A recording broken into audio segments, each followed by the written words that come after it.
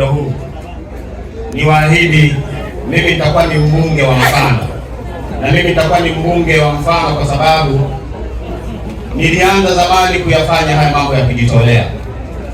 Wazazi wangu walionilea wananifahamu upendo niliokuwa nao kwenye moyo wangu. Nikisema mtu nampenda kweli kutoka moyoni. Mimi huwa sio mnafiki. Kwa hiyo niwaahidi ndugu zangu, wananchi wote wa wilaya hii na jimbo hili la Mbogwe, mimi kazi yangu ni kuhakikisha naleta maendeleo. Na mimi nimekuwa nikizunguka kwenye kampeni zangu na waheshimiwa madiwani walioko hapa mbele yenu, nimekuwa nikisema hakuna mtu yeyote atakayekuja kukwamisha maendeleo ya Ferguson. Hakuna mtu yeyote atakayekuja kukwamisha maendeleo ya jimbo la Mbogwe. Kazi yangu ni kuhakikisha wana Mbogwe wanaenda kupata maendeleo.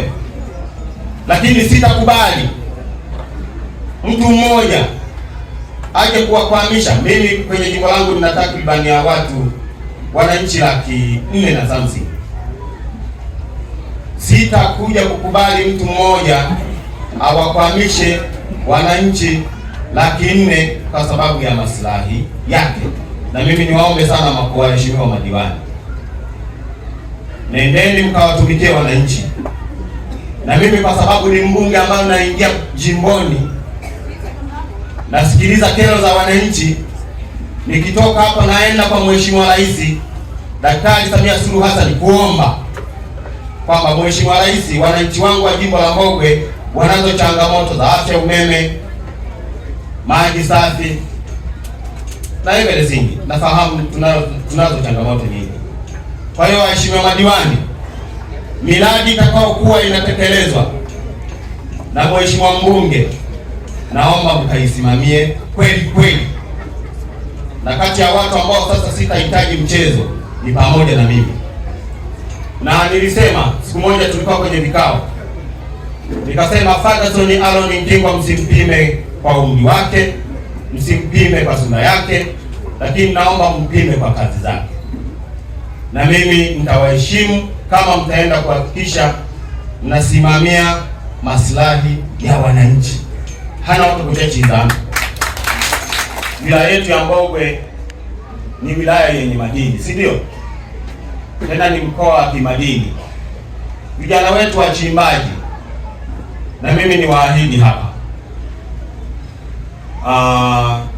ilani yetu ya Chama cha Mapinduzi ya 25-30 tumeelekezwa na Mheshimiwa Rais, tunakuja kutenga maeneo kwa ajili ya wachimbaji wadogo wadogo.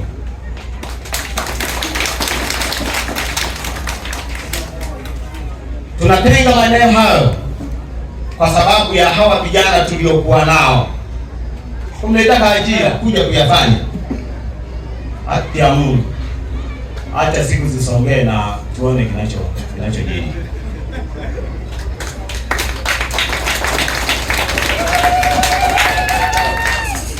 Kwa hiyo ndugu zangu, nimezungumza mambo mengi, nimezungumza maneno mengi, lakini nimezungumza hivi kwa sababu ya furaha niliyokuwa nayo.